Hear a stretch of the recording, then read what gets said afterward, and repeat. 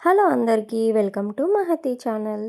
చూస్తున్నారు కదా, డ్రై ఫ్రూట్స్ల లడ్డు అనమాట. సో ఈ డ్రై ఫ్రూట్స్ల లడ్డు కోసం బాదము, కాజు కొంచెం నెయ్యిలో వేయించేసుకొని పెట్టుకోవాలన్నమాట. ముందుగా ఇలా వేయించేసి కాజు బాదాన్ని పక్కన పెట్టేసుకున్న తర్వాత గ్రైండ్ చేసుకోవాలి. ఫస్ట్ అయితే బాదాన్ని గ్రైండ్ చేస్తున్నాను. చూడండి, ఇలా మంచిగా పొడిలాగా బరకగా ఉన్నా సరిపోతుంది. సో తర్వాత కాజుని గ్రైండ్ చేశాను. మరీ మెత్తగా కాకుండా ఇలా అయితే గ్రైండ్ చేసుకున్న తర్వాత కిస్మిస్ని ఇలా మనకు ఖర్జూరు ఉంటాయి కదా, ఖర్జూరు కిస్మిస్ని ఖర్జూరులో ఉన్న గింజను తీసేసి కిస్మిస్లను రెండింటిని కలిపి ఇలా వేయించాలన్నమాట.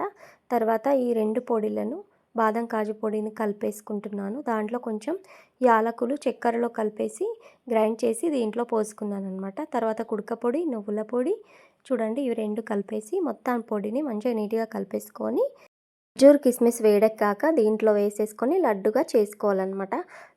కొద్దిగా బెల్లం పాకం కూడా దాంట్లో కలుపుకొని చేసుకోవాలి. చాలా టేస్టీ ఫ్రూట్స్ రెడీ.